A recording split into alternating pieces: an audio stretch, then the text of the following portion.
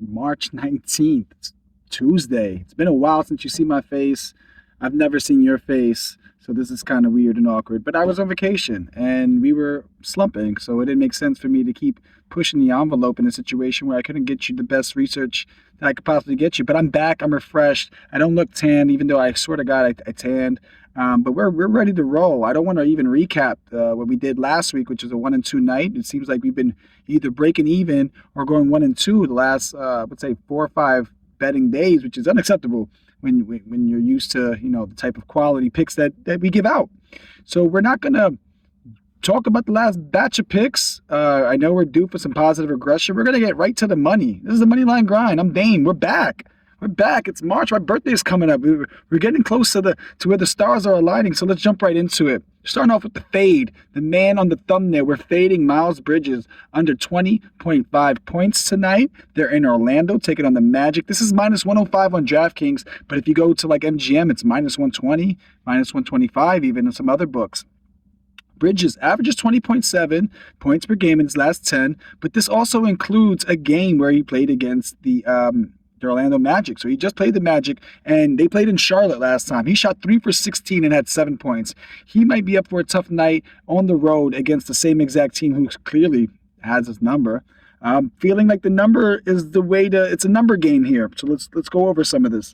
Last game versus the Magic, the Hornets only scored 89 points, and they were at home. Books have them around the same amount of points today, around 89, 90 points, really. You might see some for like the 88, maybe up to 91.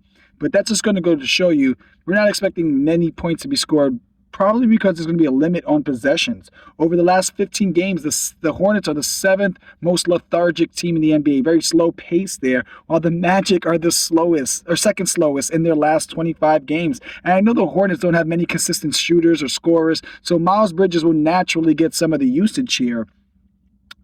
But we have to realize that we're going to have a limited amount of possessions. There's not going to be many offensive boards, and after 2 bad games against a team that is the best defense in the league, they forced the second most turnovers this season. They allow 103 points in the last 5, which is 4th best. They allow 107 points at home this season, which is third best. I think it's a tight play, but I know there's not going to be any easy buckets or extra chance buckets, and I know I've seen the proof. The proof is in the pudding. 3 for 16 last game, only 7 points. He's going to have to triple that type of production there, and I don't think he's putting up 60 shots. Of course, he won't shoot, 3 for 16 every game. But I'm going to fade Miles Bridges. He's my least favorite of the Bridges brothers. Second, we're going back to my guy Kai. Shout out to him and his left-handed hook shot game winner. Kyrie Irving, over 9.5 points in San Antonio against the Spurs. Now, this one is inflating quickly. It's minus 130. I was able to find it on PointsBet/Fanatics.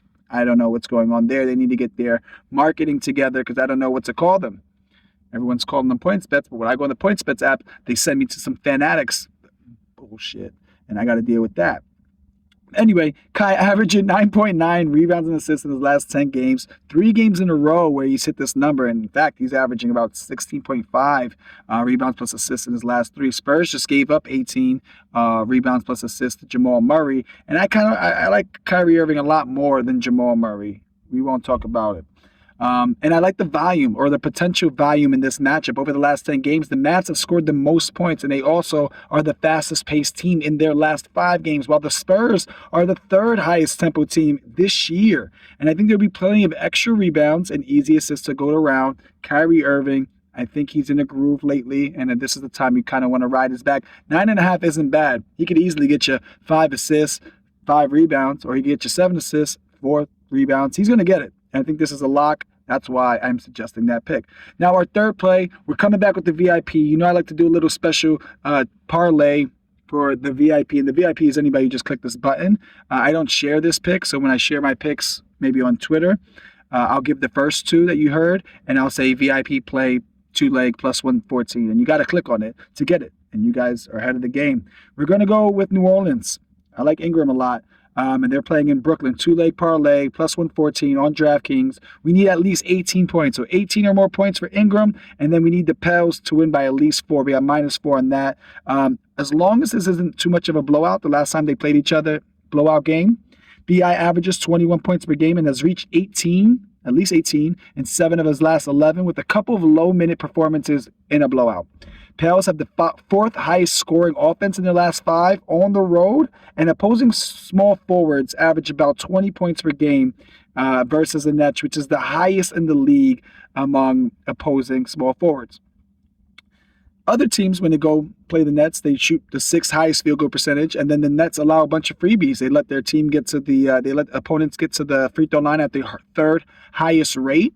Opponents shoot the 3rd most free throw attempts, and small forwards specifically get the 3rd highest free throw attempts when playing against the Nets. I just don't think they have enough juice. I think the Pelicans are rolling, and I like these guys. You know, Bi is a guy that we've won plenty of money with. Kyrie Irving is another guy we won money on. I wouldn't say it's a slump, but we're not producing as we're used to. So I'm going with the classics, and that always seems to be the best route on a bounce back night. Go with guys you trust, that you know how to play, and you know how their team plays and what they're going to try to do night in and night out. And that's what I got for you. The money line grind. We're back at it. Happy Tuesday. Get a taco. Get some money. NCAA tournament's going to kick up. I'm not sure if I'm going to give you guys some picks there because I like to enjoy that as a fan. But we'll talk some more. Make some money. Good luck.